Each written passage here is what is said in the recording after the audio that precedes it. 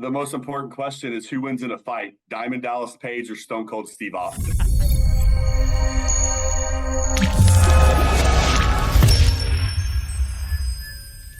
All right. Oh, shit, I forgot Randy, about this. you ready? Yeah. I should say Randall. Are you ready? Randy's great. Go Ty, with it. you ready? Always, man. Timeout. Tyler, we're taking a little bit of a different timeout today, but who do we have with us? Kevyn, man, good to see you, brother. And ladies and gentlemen, children of all ages, we have a pretty special guest today. This is a leader in different facets in many people's lives and in my life. This is Randall Thomas, RT, Ranimal, Randy Savage. He's the author of a book coming out on recruiting. He has a new podcast in the sunny Jacksonville area, just kind of hyping up leaders in his neck of the woods. Randall Thomas, if you want to take a sec to say hi, introduce yourself, and I can't believe we're here, man. It's a come full circle, dude. It really has, man. And in some cases you can say it happened quickly, and obviously in some cases, man, we had to take our time to get back here. But I couldn't be happier that we're here. And I've seen this podcast so many times on LinkedIn, and I was hoping the day would come that the whistles would blow in my ear. So I'm glad we're here. Well, here we are, man. Yeah. And when I first met you, I'd never forget you said you were working on fixing airplanes, and you might get slightly addicted to recruiting people. And I was like, I never fixed airplanes, but I've been addicted to stuff. So maybe this is a fit for me, man. Yeah. Tyler's addicted to happiness. Yep. This guy came in like he had 14 espressos, and I thought I drank a lot of coffee. And it turns out I don't think Tyler had 1 cup that day. I doubt he did, man. I first met him. I thought I wasn't living life right, dude. I was like, what do I need to do? Like, what's this dude's sleep schedule? What does he eat for breakfast? Who did he pray to? What is his daily intention? What kind of photosynthesis stuff is this, man? Like, I need to get in on it. Yeah. So but now that everybody's surrounded by Tyler, we all feel it, and it helps get your day started in the right direction. Yeah. I remember, when I was talking to Tyler for the first time when I first met him, he had just relocated to Texas. And so we were talking about recruiting because he was transitioning roles a little bit. And, I had found a little bit of success at Modus when we first met, but, I told him, I think you're going to be successful here just because of your energy alone. Like, I think people are going to want to talk to you. I think people are going to want to get on the phone with you. I think people are going to call you back when they get voicemails from somebody with your kind of levels of energy. And it turns out I was right. He's been killing it for a few years. But he mentioned 3.5 hours, me training him. But honestly, after 5 minutes, I knew he was going to be pretty dang good. I thought he was going to be special. That's for sure. That's too funny. Well, thanks for instilling that in me, Randy. I had no idea what the hell I was getting into. I was just glad people were responding to me. Coming from Kevyn and I's world in sales for who knows how many years, all we do is starve for a conversation. And I think you have this coming out in your book, a few chapters on just different little nuances like this. I'll never forget. I was doing like an IT help desk, and like 7 dudes reached back out to me, and I was like, told my director. I was like, Don, 7 people want to talk to me. Yeah. He probably didn't know what the heck he was walking into with me, but I don't know, man. But we come a long way, Randy, and I know you've been trainer of the year in global IT company, global recruitment companies. There's no shocker to me, man. And then when you said you were coming out with the book, no shocker again. And I'd like to let's just start there before we dig into your podcast, the PB&J in Jacksonville, man. If you can, I guess, kind of enlighten us when the book's coming out. What's the name of it? And then roll a little bit. Yeah, man. Absolutely. Name of the book is Intakes to Start Dates. If you're a recruiter, you'll know exactly what those terms mean. Intakes or intake calls. That's the beginning of the process. It's where you meet with the managers. You'll get the details of the role. Start dates, obviously, when you get somebody to walk in the door and start their first day. So the book's kind of a full circle, beginning to end approach to recruiting. I talk about the different steps, the importance of the steps, why you should kind of fundamentally get it right so that you can learn how to pivot when need to from step to step. And also a couple of tips and tricks I've learned along the way that can kind of help you, whether talk to candidates, get them on the hook, better understand what they're looking for, ask better questions.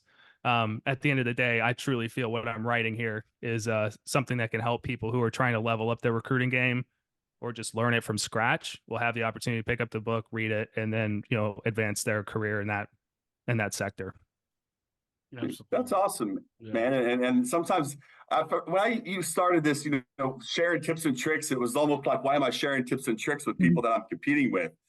But then I learned at the end of the day, you still have to bring the motivation and the action behind it, right? Yeah. No matter how much you put that on paper, to me, that's the real thing here, I think, man. But those other things, of course, the things that you taught me, man, in 3 hours when you flew in from Florida to Dallas, man, stuck with me. So I'm excited to read it, man. I'm sure it'll get right down to the point, and it'll probably be super quality. And when's that coming out? May, June timeframe. So we got a couple steps of the process. I am very, very fortunate, very blessed that this is actually going to be published through a publisher. I'm not self-publishing here. So we have to go through rounds of editing. I have to meet with the designer. We have to get the book cover taken care of, see if we want to put pictures in the book and stuff like that. If it's at my reading level, there needs to be pictures, right? Like we got to do that. Otherwise, after we get through 2 rounds of editing and get the design right, then we go to publishing and distribution. So it should be a 2 to 3 month process once we get the first draft turned in, which should be next month. And I expect May, June release. That's really exciting, man. And I know Tyler and I have kicked around the idea of writing a book, and then it gets into where the heck do you start and how do you finish ultimately. But I always admire people, right, when they are willing to give that some would call intellectual property, right, or capital. Others have referred to it as, and it's just interesting to me how much people are willing to give others in order to spark the fire, set the fire under somebody else. And I think that really only comes with people that are willing to share. And I think that right now we've become so protective of what we own that I think it causes a lot of challenges, not only within business, right? But especially when you start talking about succession planning, it's like, oh my God, I didn't realize all the things that this person was doing, because they almost do it by habit at this point. And I'm sure a lot of the things that you're doing have now become habit. But what are some of your like tips of success when it comes to training, right? Because when I think about some of those things that Tyler mentioned earlier, and obviously all the impressive accolades, training is one of those things that is a science. There's an art to it, especially when we're talking about multi-generations within the workforce or within that training. And then there's 7 different training styles or learning styles. And then communication kind of comes into its own with all the different forms of the ways that we communicate. What has been your most effective way to train such a diverse and unique audience? Awesome question. Listen, this was a learned behavior too, right? I don't think you turn into a trainer overnight and then immediately, figure it out. Like, I don't think you always have it figured out. But the number one thing, and I learned this from a lot of trainers and a lot of people that taught me, is you meet them where they are. Now, if that's in a group setting or a one-on-one setting, that might look a little different. If you're kind of training to a group, obviously you want to make sure that the information is there. You want it to be concise and readable and digestible and understandable. And then ultimately you want it to be repeatable. And then leave the door open for follow-ups for people to kind of come in and maybe try to better understand the content. And I'll give you a wonderful example of this. When I first started out, not only was I trying to learn recruiting or business or what it was like to partner with companies, I didn't know anything about IT. The terms, like everything about it was a different language. The terms were weird. The philosophies were weird. Like how it all connected was weird. So they would bring people in to kind of do one-on-one trainings, or at least come in and do like a whiteboard session or a lunch and learn. And I left the room dumber than when I walked in, because dude, I remember just having there was one day I had a headache. I ate lunch, learned something, and left with a headache. And I was like, where's the value prop for me here? But what it taught me was they got the information out there, they left it on the whiteboard. It was something that you could come back to if you needed to, take pictures, whatever the case may be. But after the fact, I was able to reach out to the person who taught whatever it was that we were learning that day and say, listen, can you break this down like I'm 5? Just please. And so that helped, that gave me something to kind of chew on as I went to train and lead other recruiters. And so that's what I would say. I would say meet people at their level, make sure the content is there, and that you're not shooting over people's head too much, and that And you're making sure it is it's that fine digestible. balance, right? Because I think a lot of people like Tyler and I've talked about multiple times. Sometimes I use bigger words than I should, just because you're trying to show that you're more knowledgeable than Yep. me, right? But Tyler has this innate ability to take something that's hyper complex and distill it down into a few words, and that's one of the most admired things that I have about Steve Jobs. I mean, I'll take out all the technology that he did, but how do you tell people about a technology that's never truly existed before in a way that everybody understands? And Yep. you said, tell like I'm 5 years old, and that's probably why I get more lessons out of my son's childhood books than some of the leadership novels that I Yep. read, right? It's like, man, some of these things are just so basic that we have a way to overcomplicate. I'm a big Yep. reduced to the ridiculous, because sometimes we think of it so grand or so large that it's really hard to break down. The other question I had for you was writing a book. You probably had to go down this reflective journey and actually understand all the things that you learned and then determine what would be valuable to other people. What has that exercise been like for you? Man, what a question. It's been a road, for sure. And the thing is trying to figure out what I deem to be important to people who recruit in every industry. I thought was very important. Like, I don't just want to go down the IT rabbit hole or the engineering rabbit hole. Like, I want this to be digestible for the entire recruitment profession. So I definitely had to do a little bit of reflection to see, okay, which of these things that I'm writing about is universal. So started there. And then as I went through each individual topic, in my head, okay, how much of this do I want to expand on? How much of this should already be common knowledge? I don't want to insult anybody's intelligence here, but at the same time, I want to make sure that everybody that picks up the book has an opportunity to learn something that day. Um, I was fortunate in advance that all of this kind of came structured from some training material I wrote during the pandemic for the Florida team that I was leading. So being able just to go back and have like a blueprint of something I wanted to read from, and then kind of expand on the particular topics was helpful. But I would be lying if I said that a huge part of this wasn't like, okay, how much of this really did help me and how much of this is fluff? Yeah. Trying to remove that and then trying to provide the real value here has definitely been a process, to say the least. Yeah, I can only imagine. I'm a highly reflective individual, but like to your point, you don't want to insult anybody's knowledge. But if you told them everything, right, it'd be a book the size Yeah. of the Bible. Yeah, Yeah. I'm reading a book now, and it was by Tony Fidel. It was Build, and he says the same thing. He was like, I had to rewrite this 4 different times because I didn't want to leave anything out, but then I also didn't want to insult anybody's intelligence. And I had to get it down. I think it was like 500 pages, and he got it down to like 360 something. So, That's but pretty yeah, man, good. that's got to be a really cool process. But ultimately, at the Mhm. end of the day, did you see if it helped you fight off imposter syndrome any more than you already had it? Yeah, I think it made it worse. I gotta be honest with you, man. I naturally, and I've read a lot about imposter syndrome. I'm a mental health advocate through and through. And once I became a leader of teams, I really, started to hear the term more and more. So I started, doing some reflecting on that as well. But yeah, when I was writing the book, I'm like, am I really like the subject matter expert here? Like, am I the one that should be writing this? And I've had to fight through that a little bit. I'm not going to lie, but I've noticed throughout the course of my life, every time I've battled a little bit of imposter syndrome, it was only when I was about to be set up for something greater. I was never battled it during like a typical day or a normal function. It was when I was a little bit uncomfortable. I was doing something I hadn't done before. I was taking a leap or leveling up in some capacity.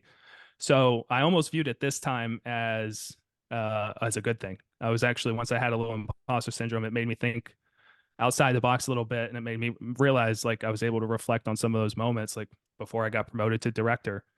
Hey man, you've only felt like this whenever something great was coming, so let's That's embrace a it. great way to look at it. That is Yeah, absolutely a great way to look at it. That's really cool. I appreciate that. It's very true. I've never battled imposter syndrome like during a typical recruiting 9 to 5 day. Yeah.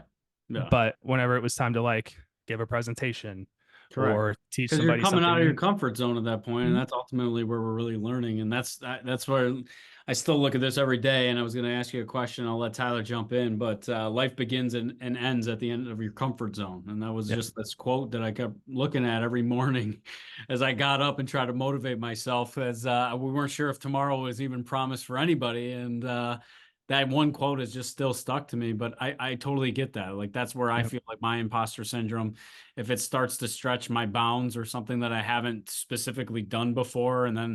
But then I reflect and it's like, Kevin, you've overcome each one of these obstacles. Why are you second guessing that you have that ability?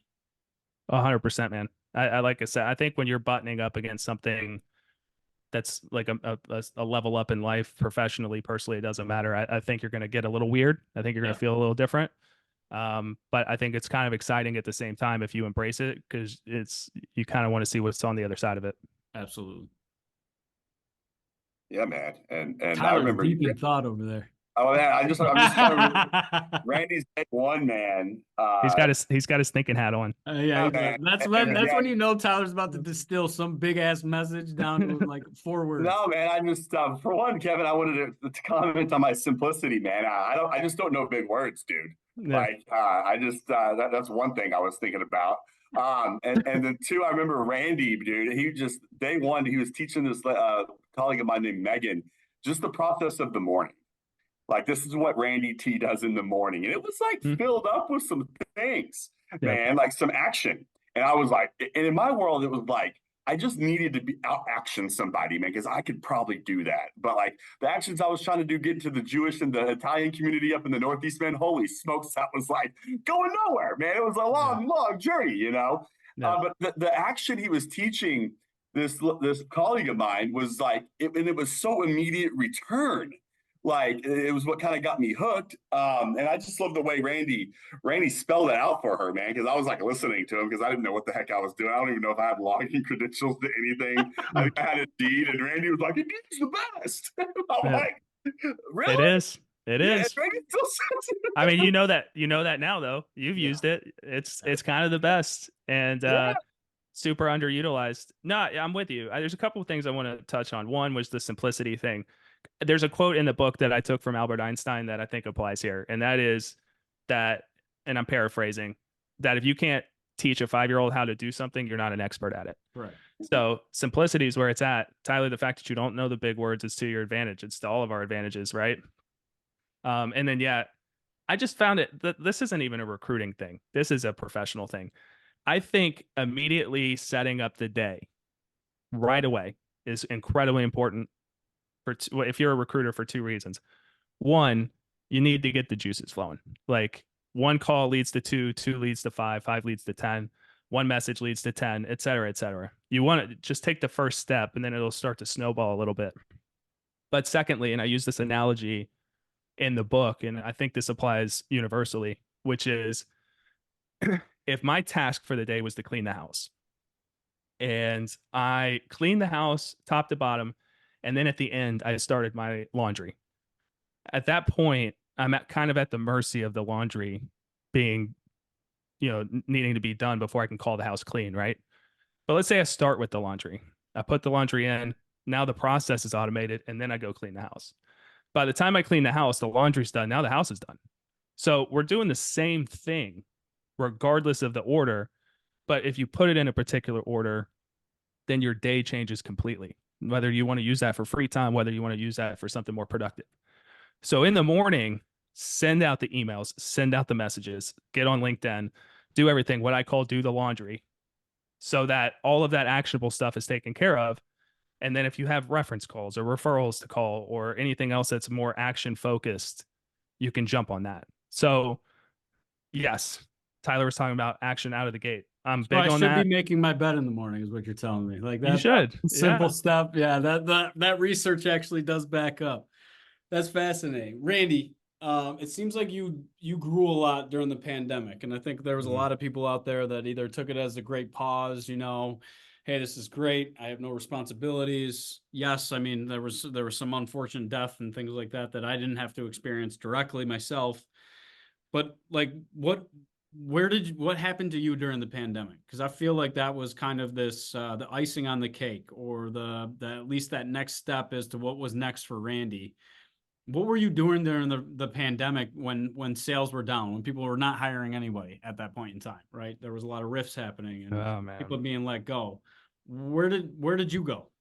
And that was it just transporting myself back to that. First off, it was scary as hell. Not even just physically, right? We didn't know any, like, especially when the pandemic first started, we didn't know. I think I was, every time we have a fear of the unknown, it's kind of tough. I, in like most situations of late, I realize if you're in a sucky situation, you need to find a way that when that sucky situation ends, you are substantially better because of going through it. So I say that to answer your question. I worked a lot. I talked to as many people as I could. I went and got I think I got a SHRM certification at the time, which was a Veterans at Work certification. I went back to school at the time just to make sure, like, hey, listen, like, let's educate ourselves. We don't know how long this is going to last. Let's just go back. But ultimately, what I wanted to do, especially locally in Jacksonville, was I wanted to meet and talk to as many people as I could for two reasons. One, I wanted to assure them that they had somebody locally here that had their back. Why their jobs were going to open up in a year or 2 years or a month. Turns out it was a lot faster than we thought. I wanted people to know that they had somebody that they could depend on locally in the city. Mm-hmm. And second, it helped me get a pulse on things, right? Like, who have you been talking to? Are there certain industries that are hiring? Is there anything I should be made aware of? But what it did was that, I think, separated me locally in the market, because instead of being like, oh, well, there's nothing I can do, I kind of went against that grain, right? I just made sure I was having as many conversations as humanly possible. And, to this day, I have lifelong relationships because of it. Also, during that, when the turn happened, when the job market got a little bit crazy, I was kind of ready. I had a bunch of candidates that were out of work that I'd already talked to, that were already, vetted, already had their resume. Like, so I was ready to put them to work. And so when we had the bum rush, I was already locked and loaded and had the candidates ready to go. Yeah. So that really helped with the promotion part. I was promoted to director during the pandemic.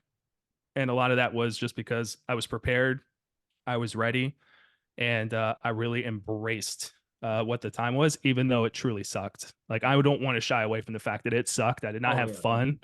Dude, I'm just sitting here like smiling my ass off because I went back to school. I probably had like 900 conversations. It's the same time I met Tyler at 7:30 in the morning. But like, that was the same. I think when you lead with empathy, right? And sometimes there was nothing in 100%. me. It was just like, hey, how can I use my network for good? Not only for myself. That's not the intention of why I've ever built my network, but how can I start putting it to work for somebody else? So it's just amazing that our paths have crossed, and just seeing that other people were doing something similar all the way down in Florida, and Tyler and I were here up in Rochester at the time, and that's when we started our show. Tell us why you started a podcast. Yeah. You, full transparency, you guys inspired me. I, I, I'm pretty plugged in on my LinkedIn feed, and every week I saw you guys talking to somebody. And I thought it was cool. I thought the conversations were cool. The questions you were asking were different. But one thing I noticed was a lot of people wanted to humanize who they were, and talk about kind of where they were within their company, what the company was doing, and stuff like that.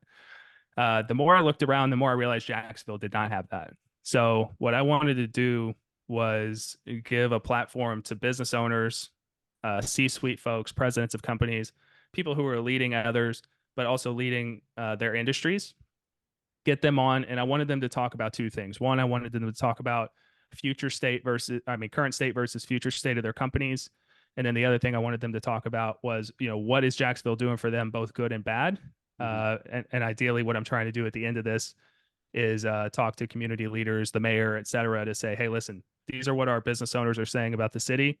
This is what we can do to improve and make them, happier to be here. What is your feedback? And what kind of advice do you want to give them as they're trying to level up here in the city? So that's kind of how that came to be. And I'm very excited. We're in the beginning stages, but so far we're having some really good conversations. So And what's it called, Randy? It's called PB&J. So peanut butter and jealous. No, it's it's Pioneers Builders in Jacksonville. So it's very exciting. The logo we just wrapped up the logo, and the logo looks very sweet. But yeah, like I said, we're trying to talk to leaders. We've already had some local government folks from the city of Jax on. We've had some entrepreneurs, we've had some CEOs, and so we got some really fun things coming up. Love it. And before these leaders meet you, Randy, the most important question is who wins in a fight, Diamond Dallas Page or Stone Cold Steve Austin? Who takes the belt, or is it somebody else? Yeah, man. If it's scripted, it's going to be Stone Cold. Yeah. But I don't know if you've seen Diamond Dallas Page, man. That dude's like 70, and he's about as shredded as anybody in the world right now. He's in amazing shape. All natural. All natural. I'm sure of it. He's got an awesome yoga video out, man. Yeah, but, that's what I'm saying. These leaders you're talking to, they'll probably know about your level of recruiting, your level of professionalism. I wanted to ask you, who was Randy T before you were even building airplanes, man? Like what was your upbringing, and how did you get this fire under your butt, man? To do a lot of things and help people all at the same time as a high performer. Yeah, man. Great question. I really think my upbringing has everything to do with how this has unfolded and transpired.